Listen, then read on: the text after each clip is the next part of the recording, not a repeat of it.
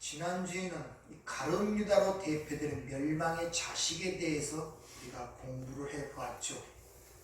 여러분이 가룟 유다를 바라볼 때마다 저런 자식이 다 있어. 하나 예수를 어떻게 팔아먹을 수가 있어.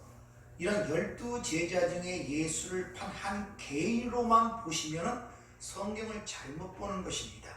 그럼 가룟 유다와 여러분이 아무런 상관이 없다는 말은 성경과 나와 아무런 상관없다는 그런 말이 되어버려요. 가룟 유다의 이야기는 곧 내 이야기라는 사실을 아셔야 됩니다. 네. 여러분이 비록 하나님의 은혜로 구원을 받았지만 여전히 여러분 안에 가룟 유다가 살아있음을 아셔야 됩니다.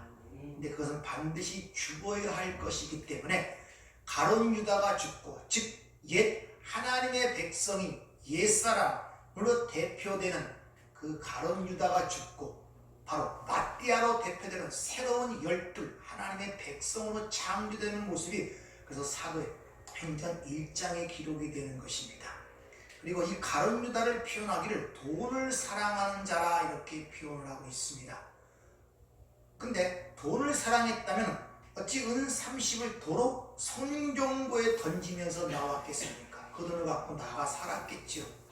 단순한 돈이라는 것은 여러분이 생각하는 그런 관점에서 보면 안 되고, 하나님을 의지하지 않고 하나님과 관계없이 살아가면서 오직 이 하나님 대신 의지하고 섬기는 세상의 모든 힘을 대표하는 것이 돈이라는 단어 속에 포함된 것입니다. 그래서 돈이라는 단어를 맘몬이라는 신의 이름을 사용하여 성경에서 사용하고 있다는 것을 여러분이 잘 기억을 하셔야 돼요. 그리고 그렇게 그 멸망의 자식인 가룟 유다는 이미 성경에 기록되어 있고 예정되어 있다는 사실을 통하여 성경에서 예정이라는 말을 우리에게 주는 의미가 뭔가를 잘 이해하시도록 여러분에게 말씀을 드렸습니다. 잘못 이해되면 이미 성경에 기록되어 있고 그렇게 결정이 되었기 때문에 우리는 어쩔 수 없이 그렇게 걸어갈 수밖에 없다는 숙명론으로 받아들이기 쉬워져요. 그럼 신앙생활이 이상하게 되어버리는 것입니다. 그래서 성경은 우리에게 숙명론적으로 그 예정을 가리키는 것이 아니라 에베소서 1장 4절부터 6절의 말씀처럼 선택하고 예정한 이유는 그 오고 오는 세대 하나님의 그 은혜를 찬송하기 위해서 그 예정이라는 단어를 사용하시는 것이고, 그렇게 구원에 관한 것은 오직 하나님 홀로만 받으셔야 된다는 사실을 가리키기 위해서 예정이라는 단어를 사용하고 있다는 걸 아셔야 됩니다. 왜? 하나님의 구원이라는 것은 오직 하나님만의 영광을 받기 위해서는 인간이 어떤 행위도 내놓기 전에 그것이 완성되어야만이 인간의 공로가 거기에 없어짐으로 말미암아 하나님만이 오로지 오롯하게 영광을 받을 수 있기 때문에 그렇다는 것입니다. 오늘 요한복음 17장 주님의 마지막 대제사장적 기도로 끝나는 이 시점이 시작하는 초점이 14장입니다. 근데 그 앞전에 보면 베드로의 3번의 부인함을 주님께서 말씀하시고 그 이후부터 지금 쭉 얘기하는 건데 마지막 기도로 끝나는데, 계속되는 것 가운데 우리에게 반복되어지는 것은 그들이 세상에 남겨지는 것으로 인하여 그들을 지키고 보호해 달라는 그런 간구가 저절하게 기록이 되어 있어요. 그들을 세상에서 데려가기 아니며 세상에 남겨두기 때문에 지금 기도를 하는데, 그 단순한 남겨둠이 아니라 그들을 지키고 보호해 달라는 것입니다. 왜냐하면 그렇게 세상에 남겨진 그 제자들의 처한 상황과 그들에게 어떠한 일이 일어날 것임을 주님은 분명히 알고 계셨기 때문에 그래요. 그래서 십자가의 죽음이라는 엄청난 고난을 앞두고도 자신에 대한 생각보다는 이 세상에 남겨질 제자들에 향한 주님의 사랑이 절절하게 거기서 드러나는 것을 볼 수 있습니다. 이런 모습들을 통하여 여러분들은 여러분의 후손들, 자식들이 처할 이 세상의 앞날과 그들에게 닥칠 것들을 여러분 아십니까? 그것 때문에 고민하고 그것을 위해 기도하십니까? 여러분의 후손이라는 여러분의 자손들이 앞으로 이 땅에 남겨지는데 순리대로는 우리가 먼저 갈 거 아니에요. 그들이 처한 세상에 어떤 상황이 벌어질 것이고 어떤 일들이 벌어질 것인가를 여러분이 보고 있냐는 것이죠. 그거 주님만 아는 일입니까? 우리는 전혀 몰라요? 성경에서 다 일러주고 있지 않습니까? 성경에는 말세의 징조에 대해서 여러 군데서 정확하게 얘기를 하는데 그 대표적인 하나가 디모데후서 3장에 말세에 이런 징조가 일어난다면서 첫 번째 징조가 드러나는 것이 사람들이 자기를 사랑하고 극단적 이기주의로 나가기 시작합니다. 근데 그게 어떻게 표현되냐? 돈을 사랑하며 돈을 자랑한다는 거예요. 거기서 돈이 나오죠. 그러니까 그들의 삶 속에 자신의 이기심, 자신의 그 극단적 이기지가 어떻게 표출되느냐? 돈을 사랑하고 돈을 자랑한단 말입니다. 돈을 힘으로 삼는다는 거예요. 그래서 조금 전에 말씀드린 것처럼 돈은 단순한 중립적 수단이 아니라 하나님과 재물을 겸하여 섬길 수 없다는 주님의 말씀처럼 사람의 섬김을 받고 사람에게 영향을 끼치고 사람을 지배하는 힘이 있다는 사실들을 아셔야 돼요. 그래서 마지막 그것이 일어나는 것을 여러분들은 지금 보고 계십니까? 앞으로 남겨질 후손들이 그러한 세상을 살아갈 것임을 아십니까?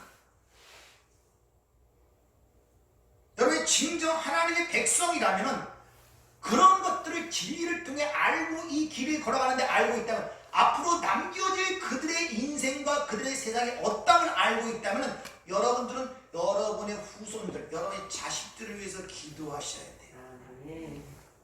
성경은 앞으로 나아질 것이라는 희망적 상황을 얘기하는 것보다는 절망적 상황을 우리에게 얘기하고 있음을 여러분 아시지 않습니까? 우리는 주님의 기도하시는 모습을 통하여 이런 것들을 기억을 해야 되는데 얼마나 큰 치열한 전쟁이 있기에 끊임없이 아버지의 이름으로 저들을 지키고 보호해달라고 그렇게 간절하게 탄하는 주님의 모습이 그 제자들이 듣는 모습 속에서 어떻게 우리에게 메시지를 던지고 있냐는 것이죠. 얼마나 그 상황이 힘들기에 아버지 이름으로 저들을 지키고 보호해달라고 지금 이 얘기를 하고 있단 말입니다.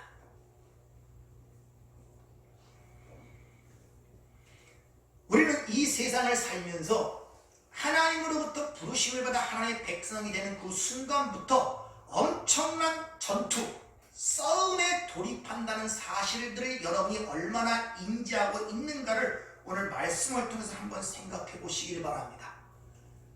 이 악한 날에 서기 위해서 사도 바울은 에베소 교회에 하나님의 전신갑주를 입으라고 권면을 하면서 그 싸움의 실체를 분명하게 우리에게 밝혀주고 있습니다.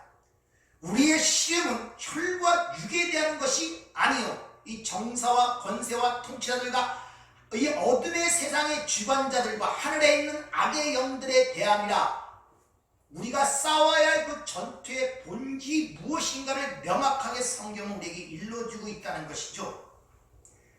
이와 같이 우리가 그리스도인이라면 누구나 예의 없이 이 싸움에 참여하게 될 수밖에 없다는 것을 여러분이 아셔야 됩니다. 여러분이 잘나서도 아니고 똑똑해서도 아니고 한 가지 사실 때문에 여러분이 그리스도에게 속했다는 사실 때문에 요한복음 10장 기도문처럼 세상에 속하지 않았기 때문에 그거 하나 때문에 여러분들은 그 싸움에 휘말려 들어가고 모든 사단의 공격 목표가 된다는 것을 여러분이 아셔야 돼요.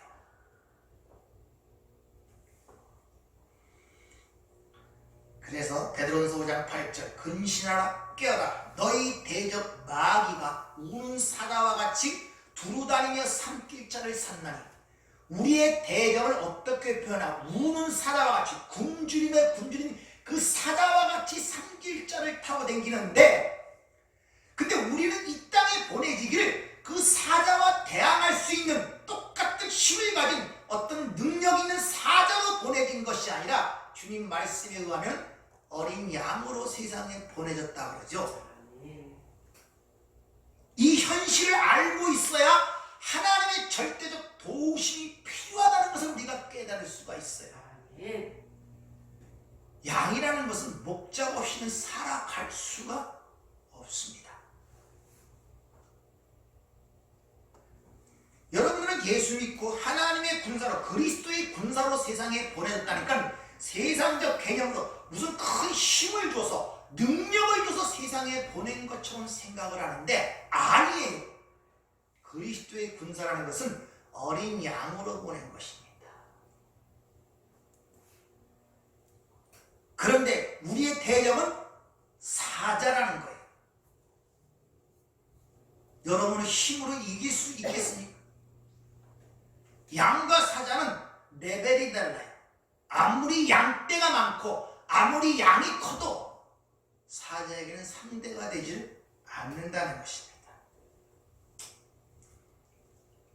따라서 이 땅에 남겨진 하나님의 백성들은 하나님의 절대적 보호하심과 인도하심이 필요하다는 것을 여러분이 절감을 하시냐는 것이죠.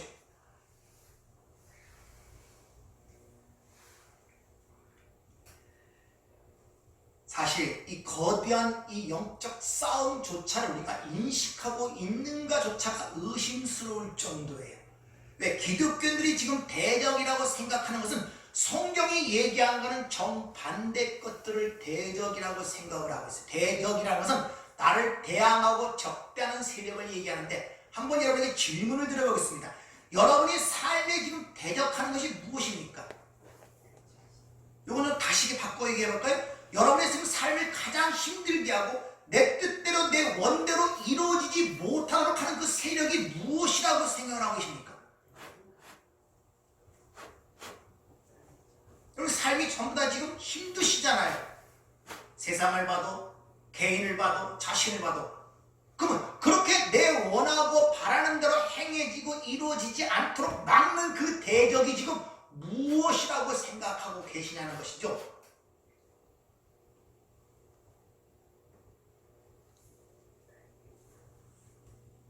이렇게 생각하시면 여러분이 답변이 안 나와요. 잘못 대적을 받겠단 말이야.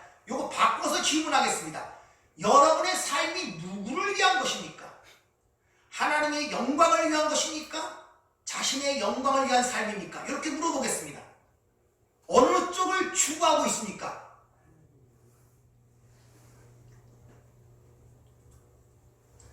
만약 여러분의 삶이 하나님의 영광을 추구하는 가운데 나타나는 모든 힘들고 어려운 것들은 여러분에게 유익으로 돌아갑니다.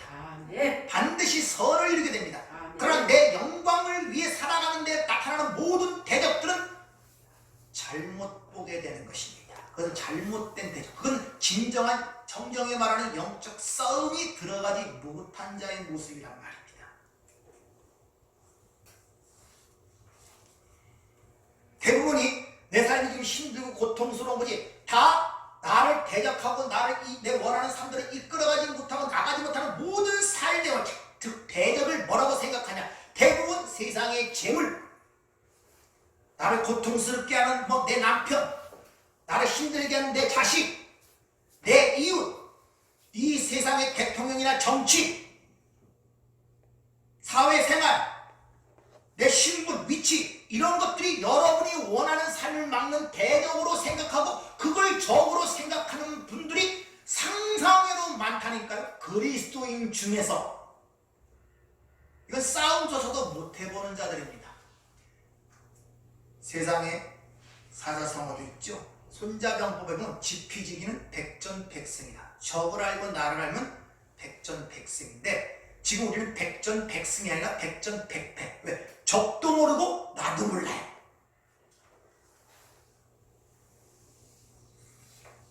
그래서 주님이 앞으로 이 제자들이 어떻게 될 것임을 알고 있었기 때문에 그런 기도를 안 드릴 수밖에 없는 거예요. 잠시 후 이들은 나를 위해 목숨을 버린다는 그들이 다 떠나갈 상황을 미리 보고 계시고 있단 말입니다.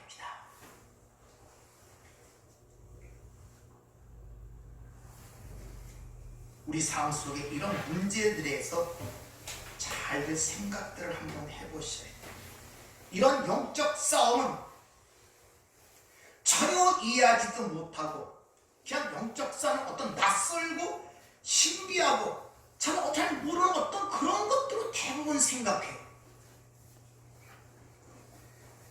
영적 싸움이야말로 우리들의 영적 통찰력과 영적 총명의 어떠함을 나타낼 수 있는 시금석이라는 것을 아셔야 돼요. 얼만큼 그걸 분명하게 보고 있냐는 것이죠.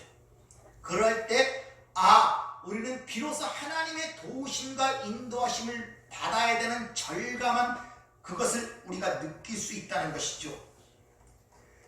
이런 제자들 3년 6개월 동안 동고동락하면서 여러 가지 기적과 이적을 보여줬고 말씀을 통해 가르치고 실제 능력을 주어 귀신을 쫓아내는 능력을 행사한 그들이라도 내가 떠난 이후에 그들이 어떤 상황에 처할 것임을 주님은 알고 계셨단 말이에요. 그걸 지금 주님의 마음을 가장 짓누르고 있는 것 중에 그거였단 말입니다. 여러분, 믿음의 사람으로서, 믿음의 부모로서 자식들의 그런 앞날을 바라보고 그런 것이 내 현재의 삶보다 내가 더 진짜 그것 때문에 고민하며 그것 때문에 하나님께 기도한 적이 있습니까? 저들이 신앙이 온전하게 이것이 이어질 것인가?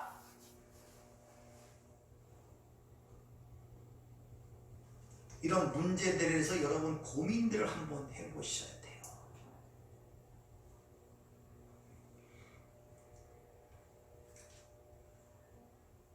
제자들의 처한 상황은 왜냐?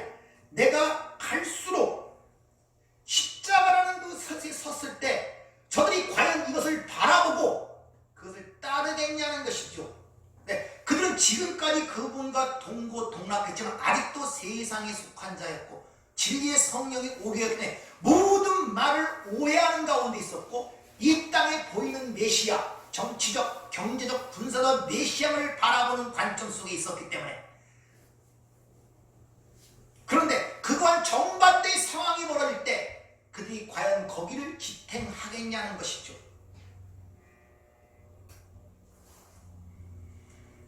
코로나 사태를 당해갖고 곰곰이 생각하고 이 생각 저 생각 많은 것들을 배우려고 노력을 합니다. 왜 이런 사태가 벌어지느냐?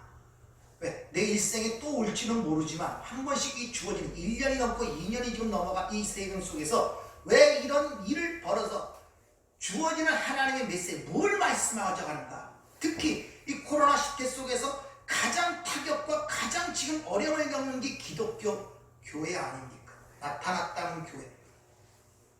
온 세상이 지금 지탄을 받고 그런 가운데자 숨을 죽이고 있는 게 지금 기독교 아닙니까? 말 한마디 못하고 어디 가서 믿는단 말 한번 제대로 뻥끗하지 못하는 세대의 지금자. 왜 하나님이 이런 상을 자꾸 만들어 가시는가? 끝날만 하면 또 문제가 생기게 하고 끝날만 하면 또 문제가 생기게 하고 그걸 지금 왜 던지고 있는가? 이런 문제들 곰곰이들 생각을 해봤는데 저는 그렇게 생각을 합니다. 여러분들이 예배라는 것, 하나님을 믿는다는 것을 여러분 보이는 세상 속에서 의지한 것들이 많아요. 그러면 내 믿음, 내 신앙이라는 것이 주일날 한번 어떤 예배당에 참석해서 예배드리는 것을 믿음으로 생각하고 그걸 하나님이 섬긴다고 생각한 사람은 이 상황에 닥치면 시험 들게 돼 있어요. 하나님 믿지 않는 것 같고 뭐 예배도 못하는 것 같고 하나님과 떠난 것 같고 뭘 의지했느냐? 보이는 것을 의지해 살아왔습니다. 새벽기도 나가고 기도하고 하는 그 생활 자체를 그 안에 진정한 그 가운데 중요한 그 행위와 어떤 행동이 아니라 그 가운데 진정한 중요한 하나님과의 교제를 알았던 사람이면 상황이 상관없어요. 감옥인들 어떻고 지인들 어떻고 화장실들 어떻습니까? 예. 근데 그걸 의지했던 사람은 그걸 못하게 되면 곧 실망과 절망이 그 삶 속에 드러납니다. 구약으로 말하면 그렇게 열심히 드렸던 제사, 제물 내가 이제 그 실증 난다. 내가 너희 제사와 제물을 받지 않겠다 그러죠.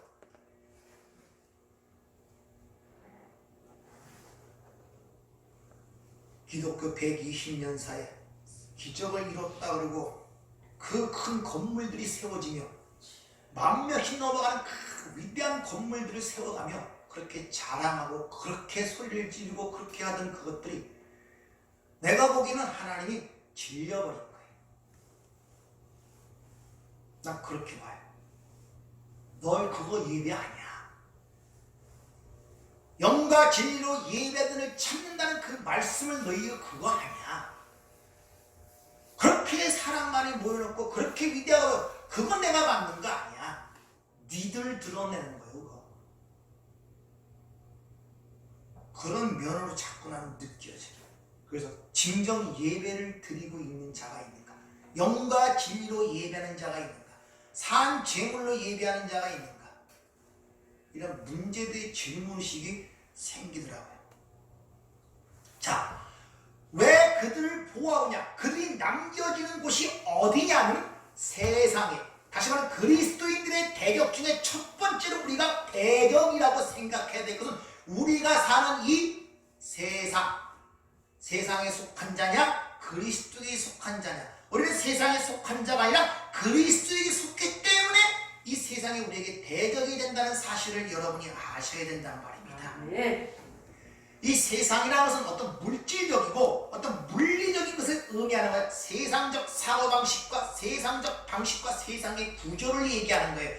다시 말해 하나님 없이 하나님을 따라 사는 모든 삶을 통칭하여 세상이라는 거예요. 그것이 바로 우리의 큰 대적이란 말입니다. 그래서 요한 1서에 보면은 이 세상과 세상에 있는 것들을 사랑하지 말라. 사도 요한이 그렇게 얘기하죠. 그럼 왜 세상이 우리의 대적이 되는가? 이 선생님 로마서 5장 12절을 보면 한 사람으로 말미암아 죄가 들어오고 죄로 말미암아 사망이 하느니 이와 같이 모든 사람이 죄를 지었으므로 사망이 모든 사람에게 일어나, 즉 다시 말하면 이 세상을 지배하는 원리는 죄와 사망의 법이 지배하고 있단 말입니다. 근데 우리는 거기서 해방된 것을 구원이라고 그러죠. 생명과 성령의 법이 죄와 사망의 법에서 너희를 해방하였습니다. 그러니까 이 세상이 지금 지배하고 운행하는 모든 원리는 죄와 사망의 법이 지배하고 있는 거예요. 그래서 다 흙으로 돌아가는 거예요. 그것이 그러니까 사는 자체가 우리의 대적 속에서 사는 거예요. 이걸 아시냐는 것이죠. 그래서 심지어 세상과 법 때문에 하나님과 원수가 된다고 야고보가 얘기를 하지 않습니까? 그러니까 우리의 가장 큰 대적은 지금 우리가 사는 이 세상이라는 사실을 인지하고 있냐는 것이죠.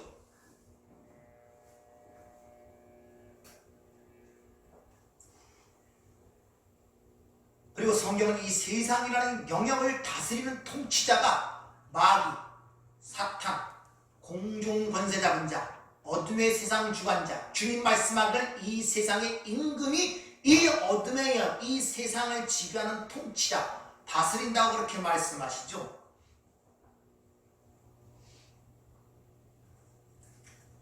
그래서 사탄, 마귀 뭐 이럴 때 우리 개별적 존재로 어느 한 존재가 얘기하는 것이 아니라 사탄이라는 말을 잘 이해해요. 사탄이라는 대적, 사타나스, 대적이라는 말이 있는데 마태복음 16장에 보면은 주님이 십자가의 사건을 얘기하자마자 베드로가 그런 일이 있을 수 없다고 말리는 내용이 나오죠. 거기서 뭐라고 했냐? 네가 하나님의 일을 생각지 않고 사람의 일을 생각하는 그 상태를 사탄아 내 뒤로 물러가라 이렇게 말씀하시죠. 그러니까 하나님의 일이 아닌 사람의 일 그 자체를 사탄, 하나님을 대적하는 자라 그렇게 표현했음을 아셔야 됩니다. 그게 사탄이란 말입니다.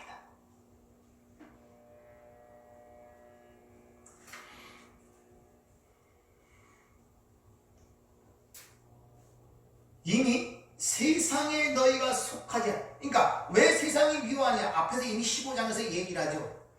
너희를 미워하면 너희보다 누구를 먼저 미워했다? 그리스도를 먼저, 나를 먼저 미워한 것이다. 그리고 너희가 나에게 속해 있기 때문에 미움을 받을 것이라고 주님이 앞장 15절에서 이미 얘기를 하잖아요. 그리스도에게 속해 있기 때문에 사는 세상이 다르단 말입니다. 그게 미움받는 이유예요. 여러분이 뭘 잘못해서가 아니라 세상은 누구를 미워한다? 쉽게 얘기하면 세상은 여러분을 미워하는 것이 아니라 세상은 그리스도를 미워하는데 왜 우리가 미움을 하느냐? 그 세상이 미워하는 그리스도에게 속해 있기 때문에 미워하는 거예요. 예. 그리스도에게 속해 있기 때문에. 이런 문제들을 잘 이해를 하셔야 돼요. 세상은 거짓된 것이나 위장된 것이나 모방은 절대 미워하지 않습니다. 그래서 사입이나 이단은 별로 잘 안 미워해. 세상에서 사입이 이단 미워하고 막 그거 하는 거 봤습니까? 아니에요. 세상은 그리스도만 미워합니다. 그리고 그리스도에게 속한 그리스도인만 미워합니다.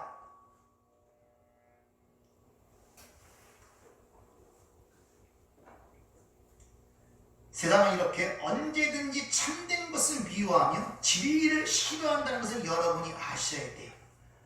잘 생각해보세요. 세상은 도덕적이고 윤리적이고 착하고 이런 사람 미워합니까? 안 미워해요. 그런 사람을 칭송하고 그런 사람을 본받고 싶어하지 절대 그런 사람 안 미워합니다.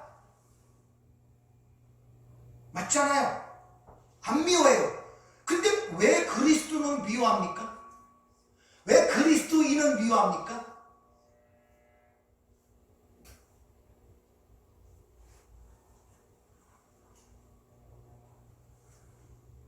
여러분이 착하게 살고 구제자라고 선하게 살고 뭐 이렇게 살면 절대 안 미워해요.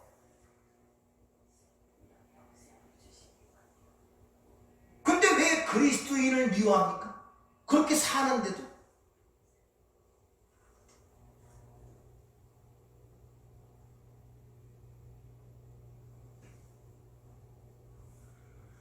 좀 쉽게 다가가게 질문하죠. 여러분이 안 믿는 남편이 여러분을 왜 이렇게 미워하십니까? 교회 나가는 거. 착하게 못 살아서요? 그전보다 남편에게 더 못해줍니까? 더 잘해주잖아요. 그래도 예수 믿는 그게 있어갖고 참으려 그러고 이해해주려 그러고 사랑을 했으니까 사랑하고 싶은 마음 없지만 그래도 사랑하려 그러고 전보다는 점점 그래도 나아지잖아요. 보는 가족 이해하고 관여하려 그러고. 근데 왜 미워합니까? 칭송해줘야죠. 이상하지 않습니까? 그런 거 보면 내가 그전보다 예수를 믿고 나서 더 핍박하거나 미워하거나 뭐 반대하거나 뭐 이렇게 하고 미워한다면 내가 이해가 되는데 우리 안 그렇잖아. 예수 믿고 나면 사랑하려고 그러고 이해하려고 그러고 같이 살려고 그러고 그걸 더 달래주려고 그러고 기분 맞춰주려고 그러고 그렇게 살려고 그래. 근데 그럴수록 여러분 이상하게 더 미워하지 않습니까? 왜 그렇습니까? 못해줘서요? 뭐 때문에 그렇게 미워하는 것 같습니까?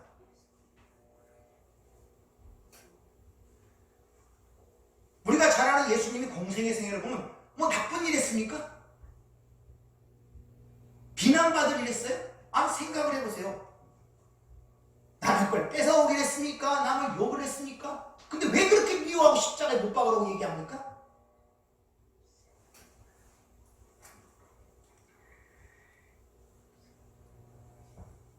왜 그렇습니까?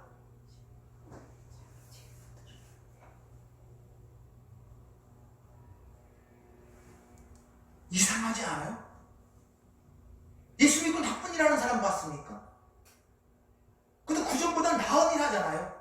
그래서 가난한 자를 도우려고 그러고 선교사에 나가서 그것도 하려고 그러고 사회사업도 열심히 하려고 그러고 그것도 이해해 주려고 그러고 참으려고 그러고.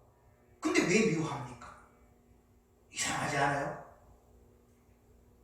예수 믿고 행위가 더 나빠져서 미워한다면 그게 이해가 되잖아요. 근데 그렇진 않잖아요. 근데도 미워한단 말입니다. 왜 그렇습니까? 도대체 왜 예수 믿는 사람, 왜 세상은 그리스도를 미워합니까? 아니 심지어 분노를 합니까? 그 이유는 딱 하나예요. 그리스도는 하나님의 아들 예수 그리스도가 이 땅에 왔다는 것은 인간의 무능함과 불가능함을 폭로시키고 그의 죄인됨을 폭로시키기 때문에 미워하는 거예요. 아시겠습니까? 인간의 자존감, 인간의 행복, 인간의 유토피아, 인간의 중심, 인간의 어떤 종교 모든 인간 중심으로 하나님처럼 살던 인간에게 와서 어떤 분이 오더니 너는 그런 존재가 아니라 티끌에 불과한 존재야. 흙에 불과한 존재야. 그런 건 아무것도 안 돼. 하나님 나라에 가서 구원도 이루지 못해. 그걸 얘기해버려. 그걸 드러내는 거예요. 그래서 그렇게 세상적으로는 칭송을 받고 훌륭하고 열심히 살았던 바리새인들이 화가 제일 많이 난 거예요. 일주일에 2번씩 금식하는 사람이 여기 있습니까? 목숨을 걸고 주일 지키는 사람이 있습니까? 그 금식한 돈으로 고아 과부 돕는 돈을 허공하는 사람이 여기 있습니까? 바리새인들 그렇게 살았던 사람들이에요. 근데 어떤 한 분이 오더니 그거 갖고 안 돼. 그건 아무것도 안 해. 그거 꽝이야. 은혜로만이 되는 것이고 내가 너희를 죽어야만이 되는 것이고 나를 믿어야만 되는 것이고 네가 부의되어야 되는 것이야. 이렇게 했을 때 자기가 일생 동안 이렇게 살아오고 애쓰고 공부하는 공동탑이 한순간에 무너지는 순간에 왜 그 예수를 죽이고 싶지 않습니까?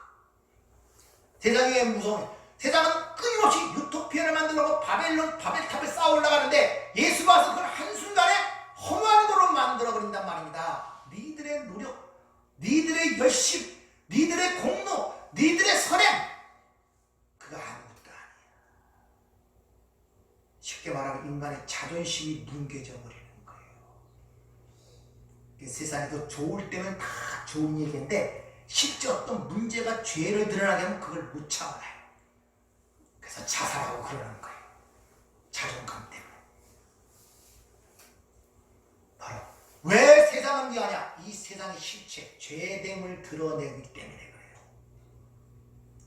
세상은 절대 삶의 이상적인 삶을, 도덕적 삶을 추구하는 사람들을 절대 미워하지 않습니다. 그리스도를 정죄하는 이유는 딱 하나, 그리스도가 그들을 정죄하기 때문에 그래요. 모든 인간이 죄를 지었다. 그러므로 죄이다. 세상은 이걸 감당하기가 힘들어요. 인정하기 힘듭니다. 그럴 수가 없다는 것입니다. 그래서 예수를 죽이는 거예요.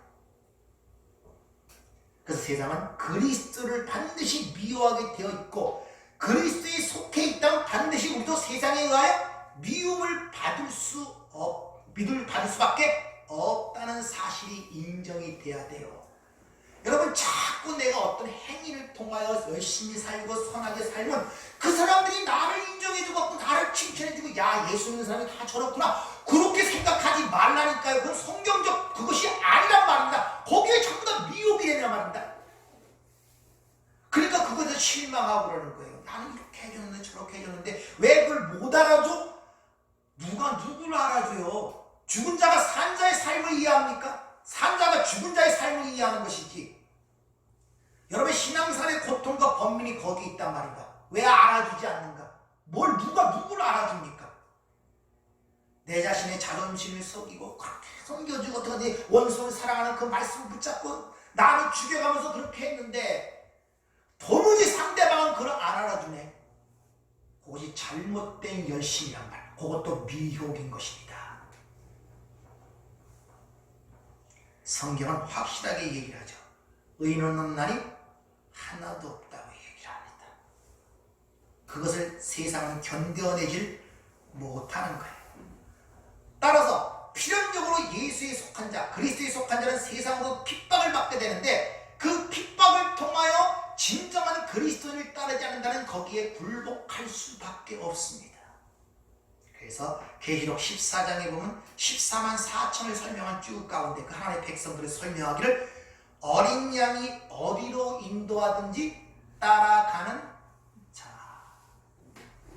지금 여러분이 따라가는 그분이 누구요?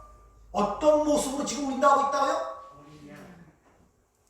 여러분은 지금 영웅을 따르는 게 아니란 말입니다. 세상이 얘기하는 천자나 성의를 따르는 게 아니에요. 여러분들 어린 양을 따르고 있다니까요. 아무런 보잘것도 없고 흠모할 것도 없고 풍채도 없고 힘도 없고 능력도 없이 어린 양이 갈대보라는 전부 다 어디밖에 없다. 도살장밖에 없는 털 깎는 자만 그런 분을 지금 따르고 있단 말입니다. 왜 영웅을 따르고 있다고 생각하세요?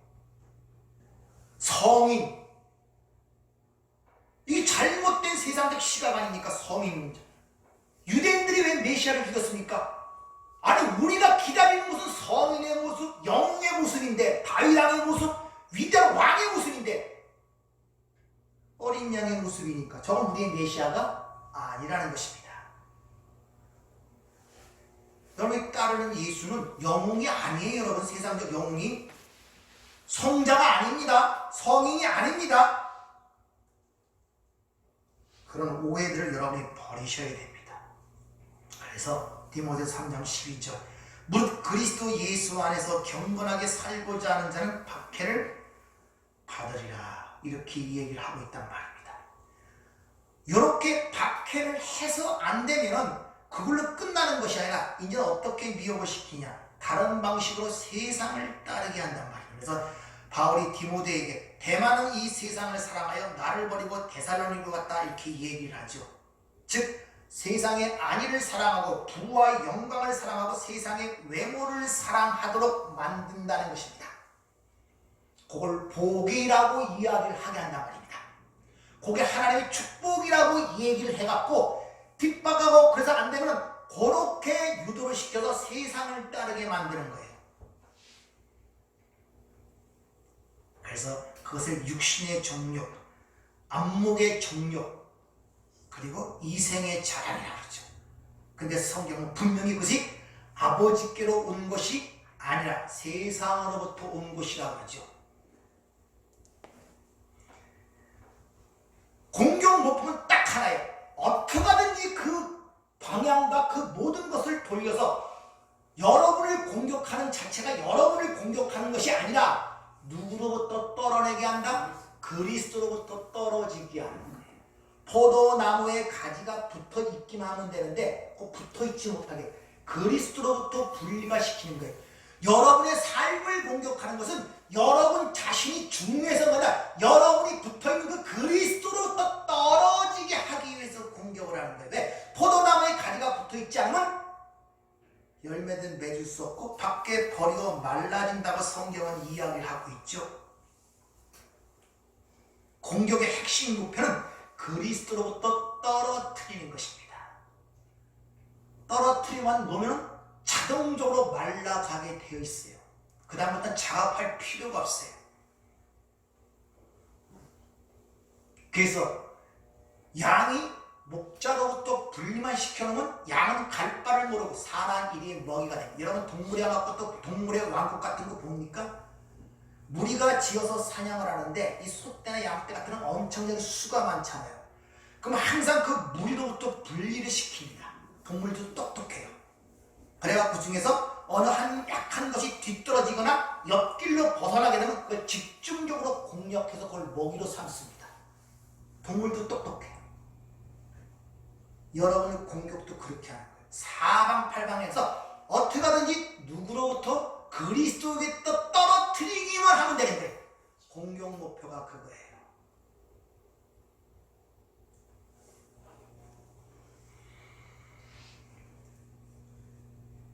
근데 그 세상에 이 세상뿐만 아니라 바로 그 세상에 세상을 지배하는 통치하는 세상 힘 임금이 있다는 것을 알아야 됩니다. 그래서 베드로도 악한 자가 우는 사자와 같이 두루 당겨 삼킬자를 찾는다 하고 사도 요한 역시 악한 자가 온 세상이 악한 자 안에 쳤다 그러고 사도 바울 역시 이 어둠의 세상의 주관자들이 세상을 지배하고 있다고 분명히 성경에 명시하고 있습니다.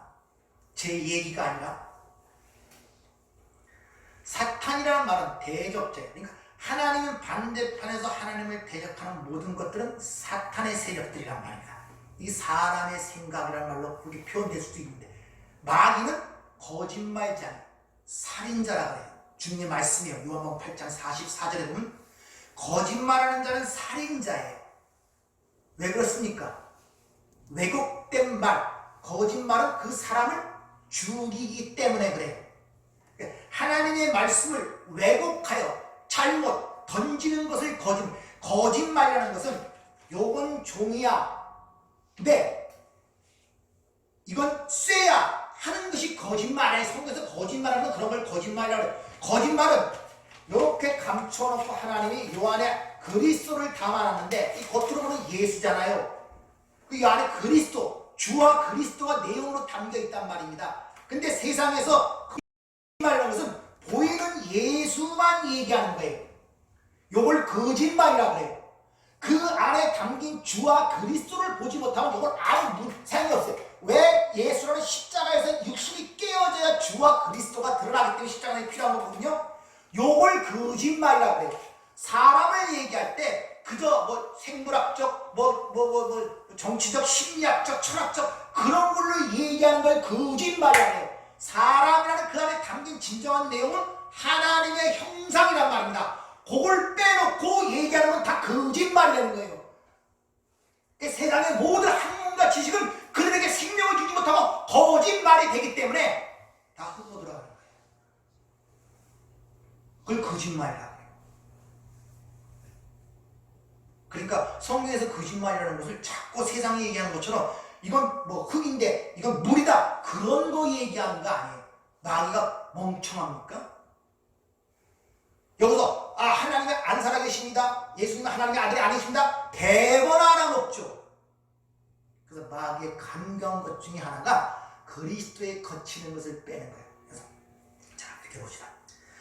나쁜 것은 아니에요. 자 보세요. 진짜를 빼기 때문에 자 하나님은 사랑이십니다. 여러분 사람들을 사랑하고 사셔야 돼요. 서로 돕고 이해하고 관여하고 편하게 살고 날 걸 100% 남에게 나눠줘야 됩니다. 그런 데를 하나님께 축복하실 것입니다. 앞날은 잘 될 것입니다. 그러나 축복하시고 앞을 인도하십니다. 뭐 거치는 거 있습니까? 틀린 말 했어요?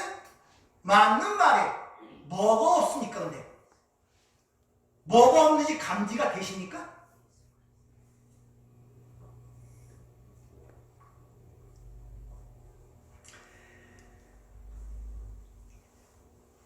참 이것들이 문제예요. 내가 십자가에 거치는 것, 즉 할례를 전할 때는 핍박을 받지 아니하려고 갈라디아서서 얘기를 하죠. 왜 십자가가 거치는 것이 됩니까? 조금 전에 얘기한 것처럼 아무 거치는 게 없잖아요. 듣기도 좋고 편하고 뭐 틀린 말 했습니까? 그렇게 살아야 된다는 거. 근데 거기에 진짜가 빠진 거예요. 복음이 빠진 거예요. 진짜 복음이 빠진 거예요. 예수님이 이 땅에 왜 오셨습니까? 이 땅에서 착하고 선하게 살도록 하기 위해서 이 땅에 오셨습니까? 그런 가르침은 예수님이 오시기 전에도 이미 불교에서 여러 종교에서 이미 가르친 내용들이에요. 왜 오셨습니까? 이 땅에?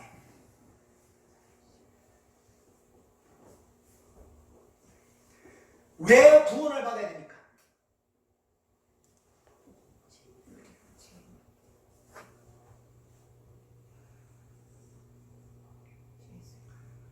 바로 그런 것들을 빼버려요. 그래서 종교로 만듭니다. 불교나 유교나 뭐 효행이나 이런 것처럼 그렇게 일해서 사람이 거긴 중심이 되고 어떻게 사람의 삶을 유익하게 하고 세상에 좋은 세상을 만들고 유토피아로 만들어가면 그들에게 사랑을 베풀고 선행을 베풀고 지금 제가 하는 얘기가 그게 나쁜 행위가 아니에요. 그걸 하지 말라는 뜻이 아닙니다. 오해하지 마세요. 그건 당연한 것이 당연한 것. 그것 갖고 안 돼요. 그건 이미 수천 년 동안 해온 것이고 다른 종교에서 해온 것들이에요. 그걸로 구원받는 거 아니란 말입니다. 성경은 구원, 생명을 주는 게 기독교입니다. 생명, 말씀, 영을 줘 그를 죽은 자를 살리는 것이 기독교란 말입니다. 착한 일에서 삽니까? 자기 몸을 불교에 보면 자기 몸을 보시합니다. 불텐데 제물로 내주기도 하고. 그러면 삽니까? 구원 받습니까? 여러분 재산 다 팔아갖고 가난한 과부와 고아를 줬으면 구원 받습니까? 아니면 세상의 모든 걸 끊고서 산속에 올라가 평생 동안 죽을 때까지 수도를 하며 세상을 바라보지 않고 그럼 구원 받습니까?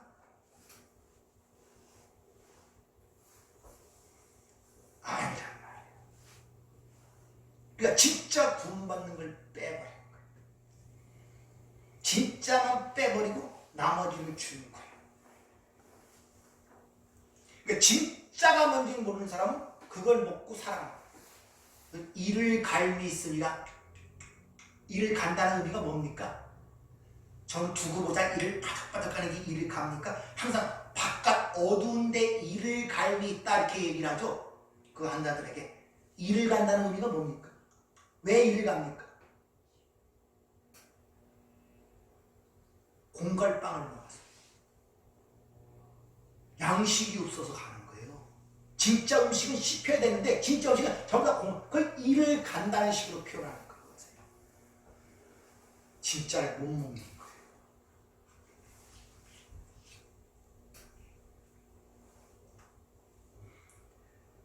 이렇게 마귀는 그런 이 세상의 원리를 통하여 세상이 추구하는 그 선한 도덕적 이상이나 윤리적 이상을 추구하게 만듦으로 말미암아 진짜를 빼버리고 그런 이야기를 하거나 진짜 구원받을 말을 받지 못하게 하는 거예요. 그리고 그것이 신앙이냐 종교 생활을 계속하게 만든단 말입니다. 이게 미혹이란 말입니다. 마귀가 하는 짓이 그거예요.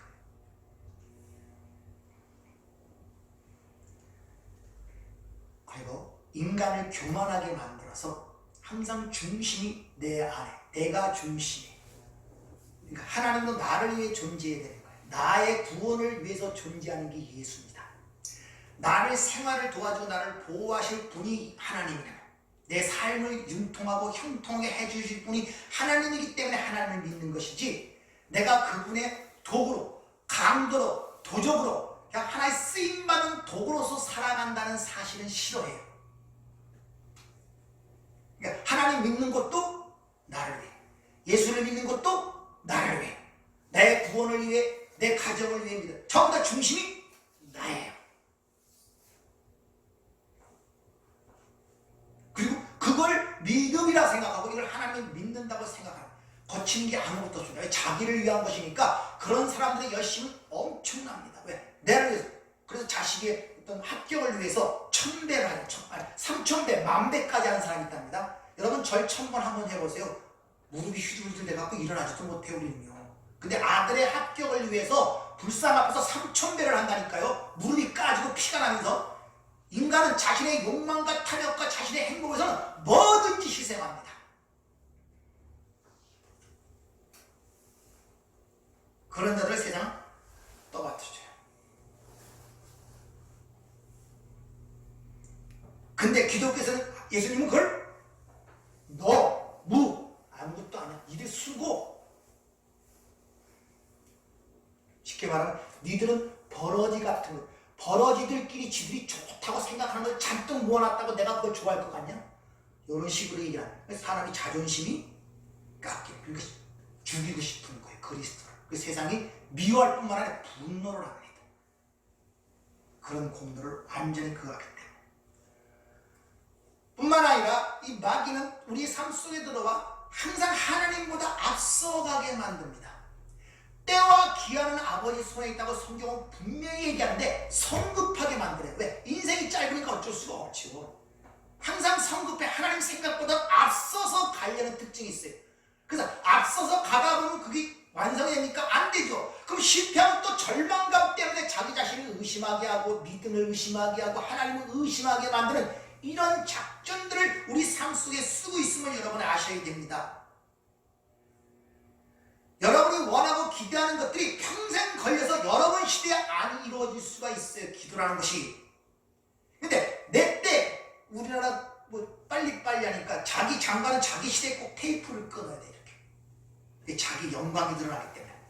마찬가지로 지금 내가 생각하는 곧 이 한 달 내, 아니 일주일 내, 아니 오늘 내에 이루어질 것이라는 것을 자신은 그 믿음이라고 갖고 있어요. 그러면서 하나님의 때와 기한을 믿지를 못하는 거예요. 너무 성급해. 그리고 답답해하고 절망스러워하고 왜 그런가 하고. 성경은 때와 기한이 아버지 손에 있다고 얘기하는데 그러다 보니까 실패가 계속되고 실수가 연속됩니다. 그럼 또 그런 때 자기 자신이 계속 자기 자신만의 관심을 갖게 돼요.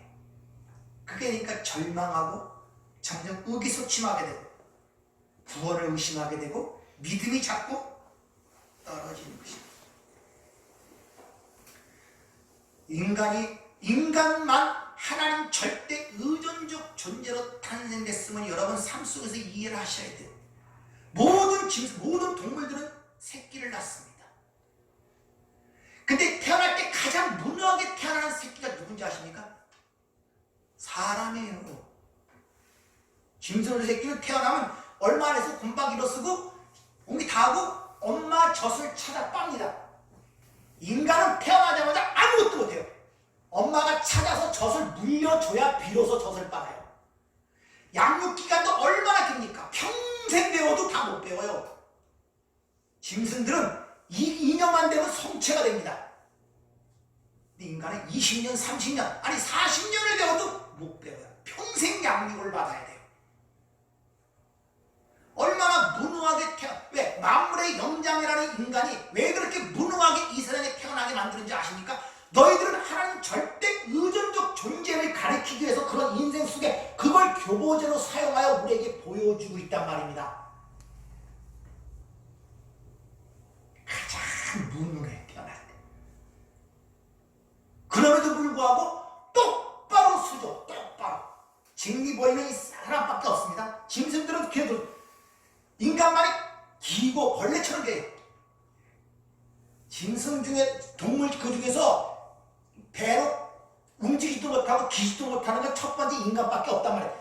벌레처럼 당근마다 기다가 뒤집다가 네 발로 기다가 그리고 일어섭니다. 일어서는 게 정상이에요. 이게 안 왔으면 이게 부활이란 말입니다. 근데 일어섰다가 거기 서 있으니까 도로 구부러지죠. 도로 땅속으로 들어가요. 니들이 이 땅에 세우는 모든 수고와 열심, 노력 그 모든 것들은 그런 상황을 너의 삶을 통해 가리키고 있단 말입니다. 그래서 구부러지는 거예요. 아무리 열심히 노력을 하고 운동을 하더라도 안 돼요. 구부러져요.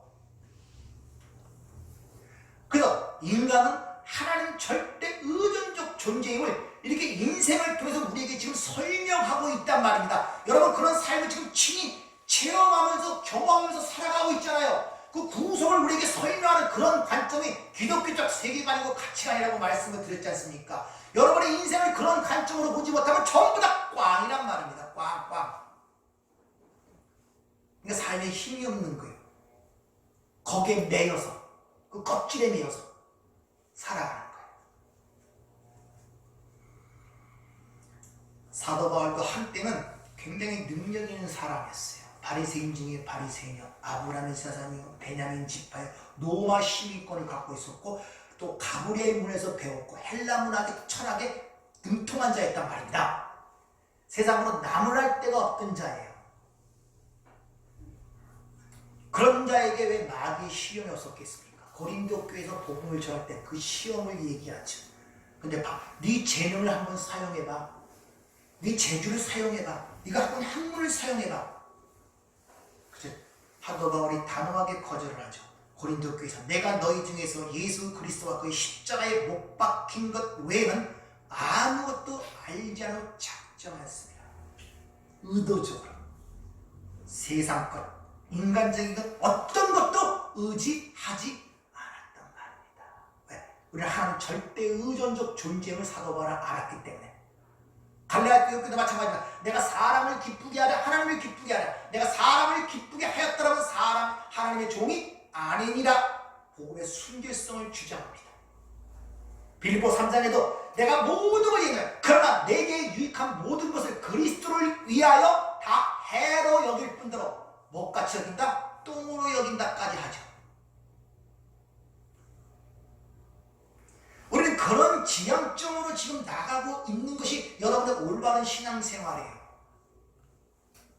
내가 내게 유익한 것, 내가 바라고 원하던 것이 그리스도를 위하여 다 해로 그걸 막는 그 장애물로 여겨져야 된단 말입니다. 그래서 사탄의 목표는 오직 뭐와 떨어뜨리는 것? 그리스도와 떨어뜨리는 데 중점이 있는 거예요. 자꾸 내 삶을 힘들게 한다, 어렵게 한다. 잘 생각해 보세요. 지금 내가 계획하고 내가 원하는 대로 삶이 이루어져 가고 있지 않아요. 그럼 원하는 대로 이루어지고 가고 있지 않다면 뭔가 지금 방해를 하고 있단 말입니다. 방해. 근데 모든 것은 하나님의 주권 아래 일어나고 있는 것이죠. 그렇죠? 하나님의 백성이니까. 그럼 하나님이 나의 대적이네. 내 뜻대로 못 나가게 하니까. 맞잖아요. 아니, 논리적으로 잘 생각해봐요. 하나님의 백성은 하나님의 주권 아래 있습니다. 우연이라는 건 없어요. 그럼 지금 내가 원하는 삶, 내가 바라는 삶이 뜻대로 이루어지지 않아요. 항상 고통과 어려움과 시험이 온단 말입니다. 그럼 그걸 막는 자가 누구겠냐는 것이죠. 하나님 아닙니까? 그럼 하나님은 우리의 대적이 되어버리네요. 그래서 질문이 항상 지난주에 말씀드린 것처럼 그리스도인 질문이 그렇게 나가면 안 돼요. 내 삶에 왜 이런 힘이 이렇게 질문이 들어가는 것이 아니라 질문 이전에 뭐가 있으냐. 내가 하나님의 영광을 위해 살아가는가? 내 영광을 위해 살아가는가? 여기부터 질문이 돼야 돼요. 아시겠습니까? 그런데 내가 하나님의 영광을 위해 살아간다고 확정이 되고 확실하다면 내 삶 속에 일어나는 모든 일들의 어려움과 고통과 이 모든 것들은 쉽게 말하면 지금 하나님의 뜻과 부합이 되지 않는 가운데 있구나 이렇게 느끼는 게 옳은 방법이란 말입니다.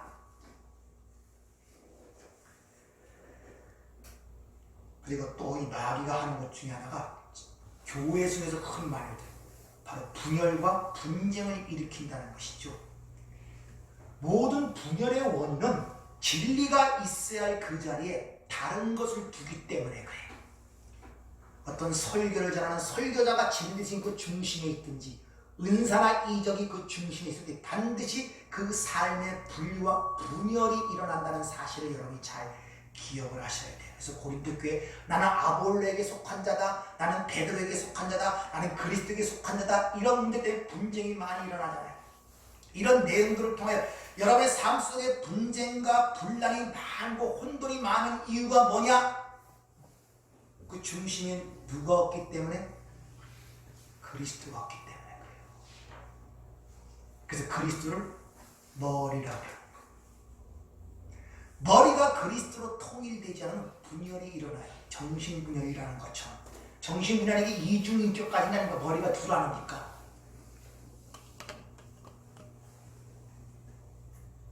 바로 그 진리가 있어야 할 그 자리에 다른 것이 차지할 때 반드시 거기에 분열과 분란이 일어난다는 사실을 여러분이 잘 인식들 하셔야 돼요. 내 삶이 왜 평강이 없고 기쁨이 없는가? 왜 분열과 당황이 있는가? 아직도 그 그리스도가 있어야 할 자리에 다른 것이 차지하고 있어요. 자식이 차지하고 있거나 남편이 차지하고 있거나 물질이 차지하고 있거나 명예가 차지하고 있거나 내 욕심, 안목의 정욕과 이생의 자랑과 이런 것들이 차지하고 있기 때문에 분열과 혼란이 거기서 일어난다는 사실을 여러분이 잘 아셔야 됩니다. 창세기 3장서부터 이후에 계속적으로 이 마귀는 쉬지 않고 바로 우리 교회 안에 들어가, 아니 내 마음속에 들어가 거짓된 것들을 뿌린다고 주님 말씀하시죠. 마태복음 13장에 보면 보이지 않게 가라지를 뿌리는 그 존재가 주님 분명히 말씀하시죠. 마귀, 사탄이 와서 그 일을 하고 갔다는 것입니다.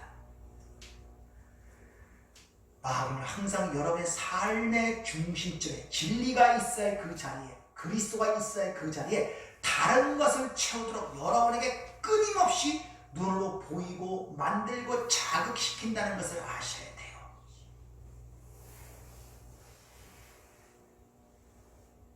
그러니까 여러분들이 여러분 삶의 중심에, 생각의 중심에 그리스도를 떠나서 진리를 떠나서 자꾸 지금 세상에서 부각되는 코로나가 그 여러분의 삶의 중심에 있고 생각의 중심에 있으면 여러분의 삶은 자꾸 우왕, 좌왕, 혼란과 분열이 거듭된단 말입니다.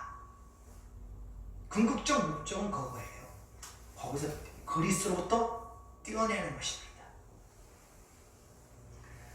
그러나 오늘 이런 것 때문에 주님이 미리 아시고 우리를 위해 기도하신다는 사실을 여러분이 기록하시길 부탁을 드립니다. 그것 때문에 지금 기도하고 계십니다. 그리고 성령을 우리 안에 내주시켜서 분별의 영을 통하여 그걸 분별하게 한다는 것입니다. 특히 요한일서 5장 18절에 보면은 하나님의부터 나신 자가 우리를 지키시니 악한 자가 우리를 만지지도 못한다 이렇게 말씀하시죠. 따라서 우리 삶 속에 일어나는 모든 일들은 그 하나님의 허락하심 속에서 우리에게 주어진 일들이기 때문에 마치 욥기서에 하나님의 허락하심 속에서 그 욥의 모든 것을 뺏어가는 상황이 일어났듯이 우리는 그 가운데서 하나님이 우리에게 배우고자 가르치고자 하는 것을 잘 배우시면 돼요. 쉬운 말로 내가 약할 때 주님이 강하다는 사실을 잘 인식하시면 된단 말입니다. 따라서 여러분이 그 안에 있는 성령님을 통하여 모든 걸 분별하는 가운데 이 한 해를 잘 이겨내시길 부탁을 드립니다. 부탁을 드립니다.